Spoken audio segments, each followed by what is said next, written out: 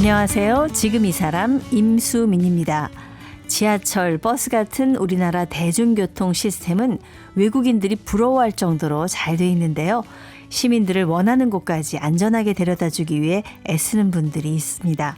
서울 시민의 발인 지하철을 운행하는 서울교통공사에서는 해마다 최우수 기관사를 선발하는데요. 지난해에는 18년차 기관사 유태인 씨가 1등 기관사로 뽑혔습니다. 지하철을 운행하는 몇 시간 동안은 화장실도 못 가고 출퇴근 등 혼잡한 시간에는 안전사고가 나지 않도록 늘 긴장해야 할 뿐 아니라 야외 운행 시에는 비둘기 같은 새까지 신경 써야 하는 등 어려움도 많다고 하는데요.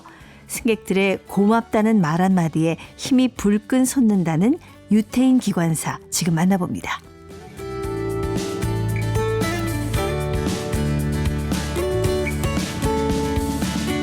(2024년) 서울교통공사 최우수 기관사 유태인 기관사님이 나오셨습니다. 어서 오세요. 네, 반갑습니다. 아유, 작년에 최우수 기관사로 뽑히셨어요. 축하드립니다. 네, 감사합니다. 지금 금 배지를 하나 갖고 오셨어요. 이게 뭔가요?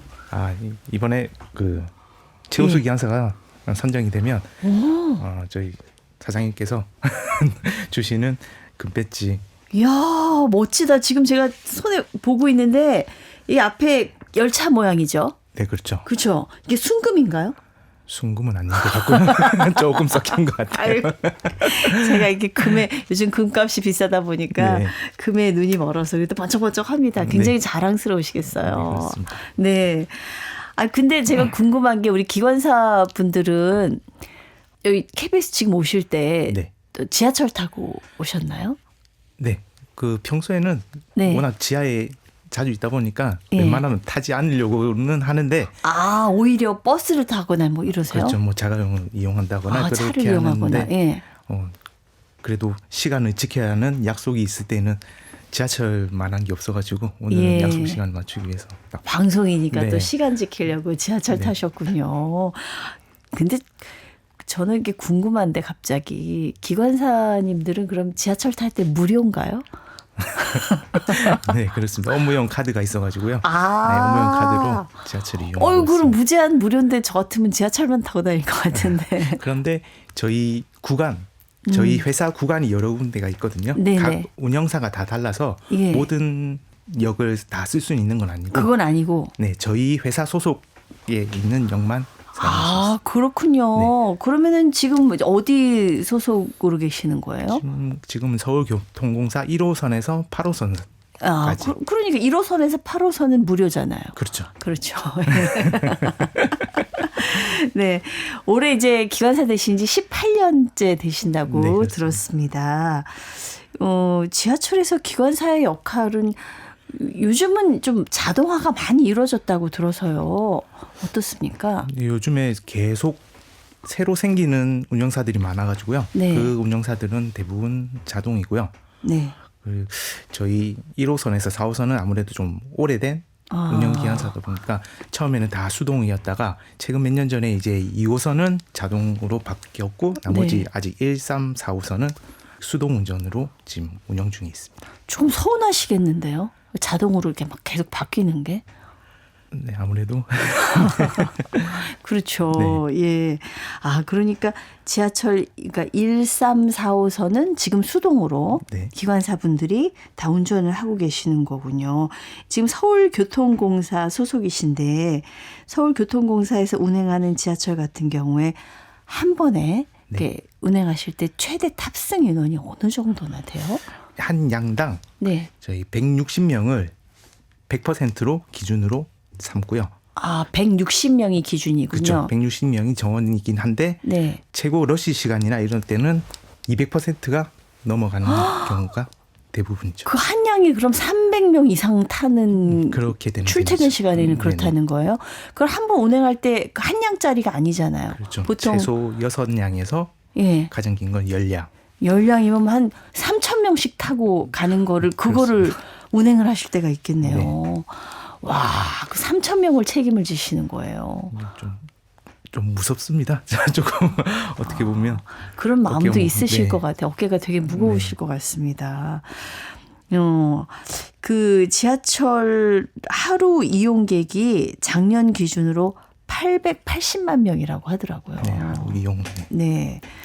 이게 승객들의 안전이 뭐니 해도 제일 신경이 쓰이실 것 같아요. 제일 신경 쓰이는 게 어떤 사고들입니까? 아무래도 기관사 입장에서는 네. 갑자기 급정차나 급정거 시에 승객 쏠림으로 인해서 넘어진다거나 또 출입문에 승객이 끼어서 좀 다치시거나 이런 상황이 종종 발생을 하거든요. 그게 가장 아무래도 신경이 쓰이는 일이죠. 근데 지하철은 급정거나 이런 거 할 일이 거의 없지 않나요? 뭐 자동차 운전하듯이 뭐 노루가 갑자기 뛰어든다거나 그런 상황은 아니고요. 네. 육안으로는 열차가 보이지 않으니까 예. 앞열차가 어디 있는지를 알 수가 없거든요. 우선은.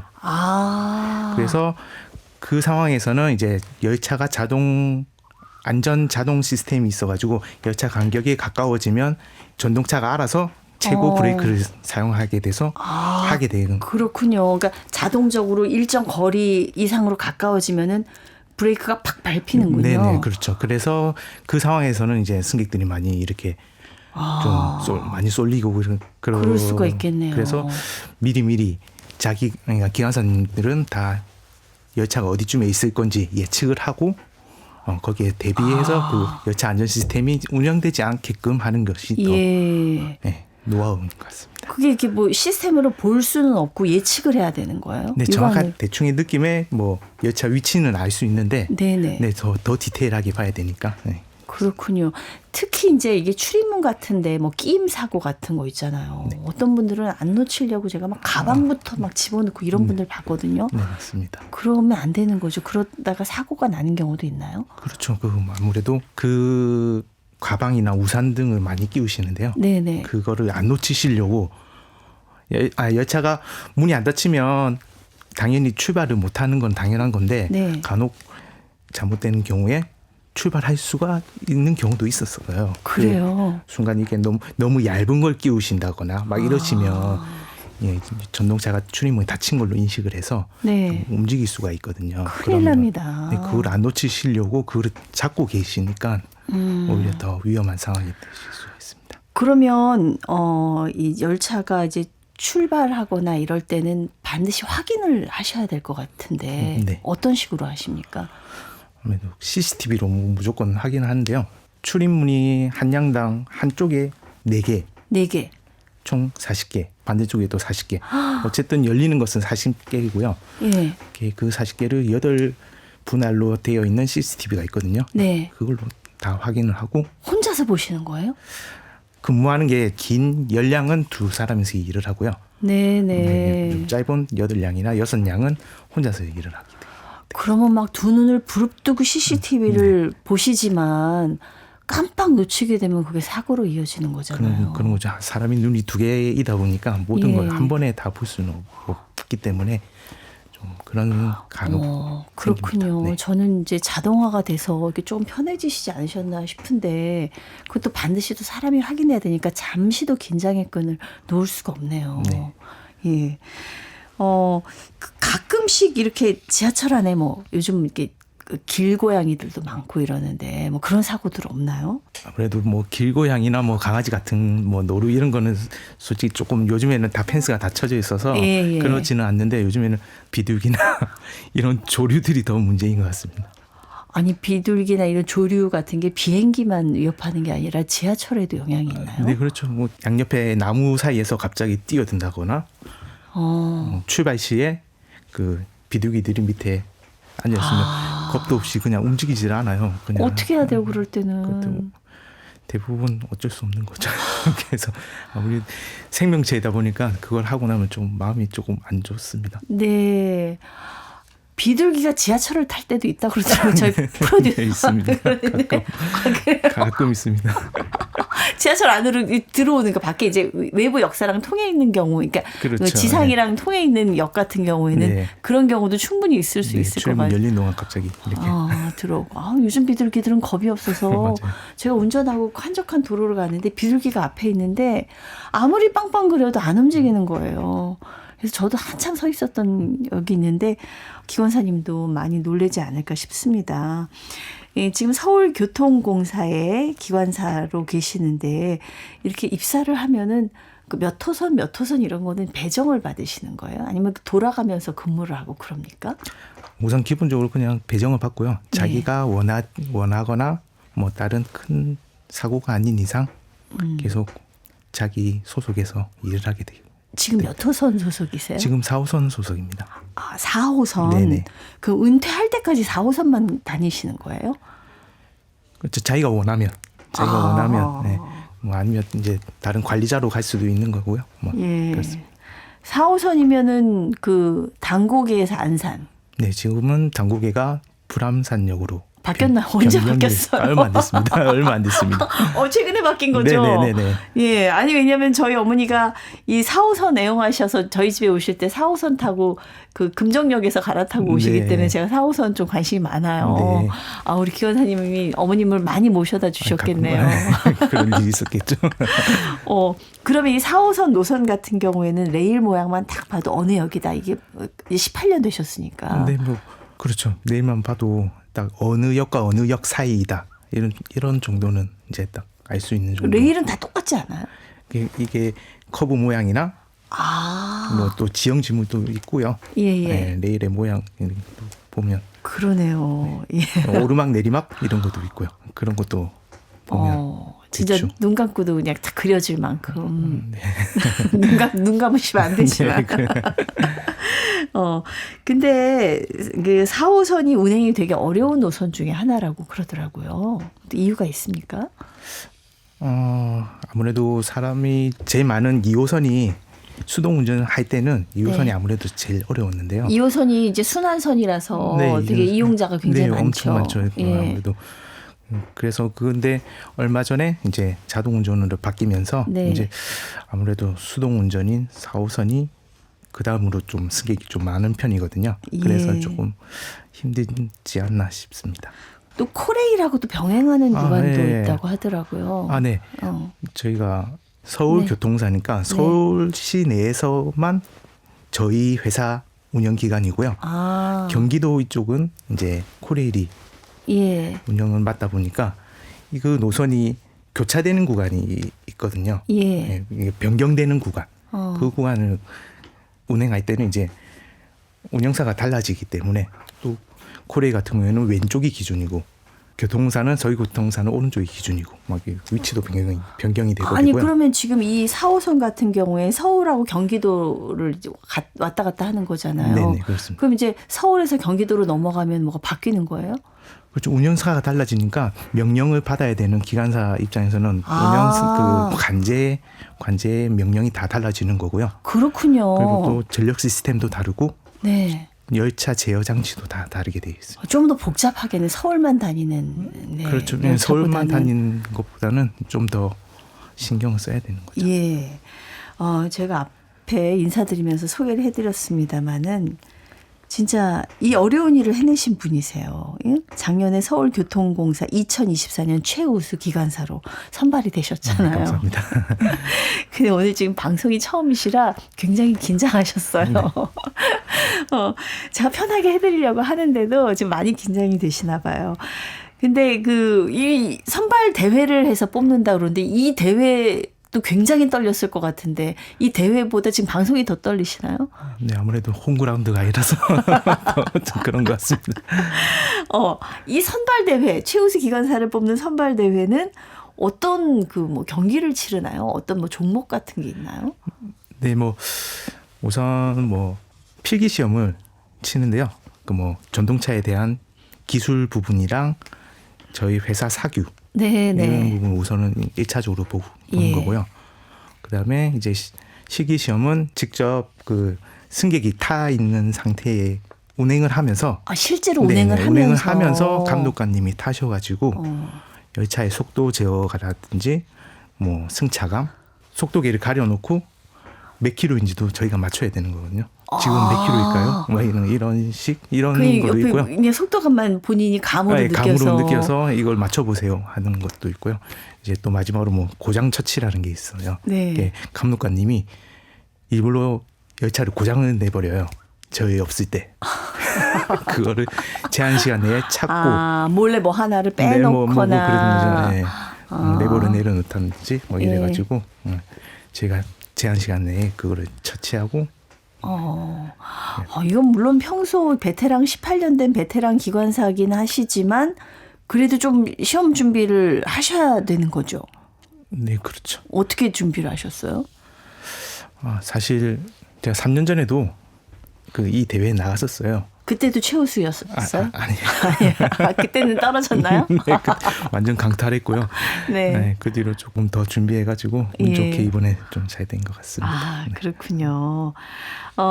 이 최우수 기관사로 뽑히셔서 일단 굉장히 좀 자긍심이 높아졌을 것 같고 그럴 것 같은데 실질적으로는 어떤 혜택이 있는지 제가 이제 궁금해요. 여기 금 배지 하나 받으셨고 또 어떤 혜택이 좀 있습니까? 조그만 상금도 조금 받았고요. 상금도? 네, 상금도 조금 받았고요. 예. 또 아무래도 또 진급하는 데도 조금 도움이 됐습니다. 인사가점. 네, 인사가점도 네. 받으시고. 네. 너무 좋겠습니다. 식구들이 많이 좋아하셨겠어요. 네. 저 배지는 저희 아들 거고요. 상금은 저희 와이프한테 다 줬습니다. 아드님이 아빠가 이 기관사인 거 굉장히 자랑스러워할 것 같아요. 아빠가 운행하는 차를 한번 타본 적이 있나요? 네. 그럼요. 당연히 있고. 네. 신기해하죠, 우선. 그 운전석 옆에서 이렇게 타봤나요? 아니요. 실제로는 보안 구간이기 때문에 실제 운행할 때는 타지는 못하고요. 그때는 객실에 탔고 운행하지 않을 때 저 기지 내에서 그럴 때 한번 이렇게. 이렇군요. 이게 원칙적으로 금지가 된 거라고 합니다. 이 배지를 달고 2024년에 최우수 기관사로 뽑히셔서 2025년 새해 첫날 첫 차량을 운행하셨다고 들었어요.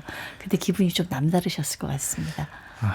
근데 예전 어느 해만큼 좀 편하지는 않았던 것 같아요. 그 작년 연말에 그 제주항공 사고가 있어가지고 무안공항에서 사고가 있어가지고 다른 교통기관이긴 하지만 그래도 같은 승무원으로서 좀 그렇군요. 그런 느낌이 있었죠. 남의 일 같지 않게 느껴지시는군요. 네, 제 첫 운행이 조금 무거운 마음으로 좀 했던 기억이 납니다. 그러니까 몇천 명의 어떤 안전을 내가 책임지고 가는 사람이다. 기관사의 입장에서는 그렇기 때문에 그런 사고를 볼 때 진짜 철렁하시는 마음도 있을 것 같고 안타까운 마음도 누구보다 크셨을 것 같아요. 기관사는 어떻게 되셨습니까? 어렸을 때 제가 고향이 부산인데요. 부산이었는데 어렸을 때 지금은 없어진 비둘기호, 통일호 이런 거 타고 부산 근교 뭐 밀양이나 양산 이런데 그 여름 휴가를 가족들이랑 가면서 그때 열차에 대한 동경이 조금 있었어요. 그때 당시에는 출입문도 열려 있어가지고 밖에 바람도 막 맞으면서 이런 거 보면 재밌더라고요. 그래가지고 좀 낭만은 있었는데 이제 그게 다 없어졌죠. 없어졌죠. 지금 이제. 그렇게 해서 이제 근데 어린 시절에는 그 열차 기관 사고 싶다는 친구들이 많았어요. 저 어렸을 때는. 지금도 그 꿈이 많았어요. 기관사가 되려면 뭘 준비해야 돼요? 어떤 시험을 보나요? 우선 면허를 따야 되는데요. 면허 시험, 그러니까 자동차 운전면허처럼 이제 철도 운전면허가 따로 있거든요. 그 면허를 어디서 따요? 어디서 무슨 학원이 있을까요? 네, 교육기관이 있어가지고요. 저희 회사도 교육기관이고 코레이도 있고 뭐 또 부산 교통사도 있고 또 각 대학에도 있는 걸로 알고 있습니다. 우선은 교육을 받고. 얼마 정도 교육을 받습니까? 한 3개월 정도? 6개월 정도 받고요. 우선 시험을 합격을 해야 되니까. 그렇죠. 합격을 하는 게 더 중요한 거죠.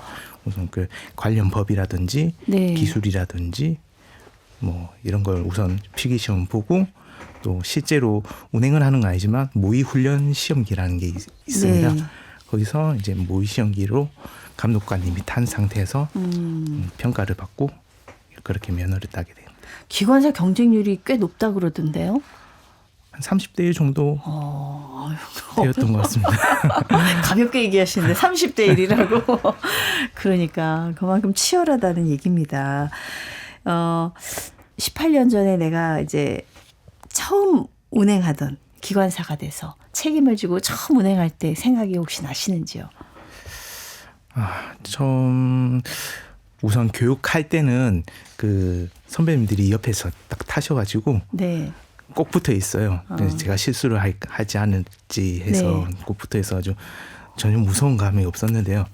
딱 처음 딱 혼자 딱 탔을 때는 정말 앞이 노랗고 무섭고 그랬던 기억밖에 없습니다. 그렇군요. 한 바퀴를 이렇게 한 바퀴 도는데 한 바퀴를 어떻게 돌았는지 잘 모를 정도로 정신없이. 긴장해서. 네네네. 얼마쯤 지나니까 괜찮아져요? 그래도 한 3, 4년 정도 되니까 이제 조금. 그러네. 저도 이제 처음 마이크 앞에 섰을 때가 생각이 나네요. 네. 그 신나고 설레기도 하지만 또 엄청나게 떨리거든요. 똑같은 마음이실 것 같습니다. 18년 동안 이렇게 지하철 열차 운행하면서 좀 가장 보람 있었던 경험 있으신가요? 우선은 요즘에도 많이 그런데요. 그 어린아이들이 아무래도 기관사에 대한 동경이 너무 많아가지고요. 네. 열차 앞으로 기관사 운전실 쪽에 와가지고 막 손을 흔들어줘요. 그래서 같이 손 흔들어주면서 그래서 예. 누구한테는 대단한 사람이라고 인정받는 게 그렇죠. 좀 예. 뿌듯할 때가 많습니다. 제가 오늘 뵈니까 기관사님 인상이 너무 좋으세요. 스마일 상이라서 아이들한테 이렇게 잘 웃어주실 것 같아요. 약간 무서운 인상이 아니라서. 예. 자, 우리가 모르는 그 기관사 분들의 어떤 얘기가 있습니다. 우리 유태인 기관사님, 여의도 불꽃 축제 때 우리 승객들한테 특별 서비스를 제공을 하셨다고 하던데요. 네, 평소에는 저희가 4호선은 동작대교를 이렇게 네. 한강을 가로지르는데요.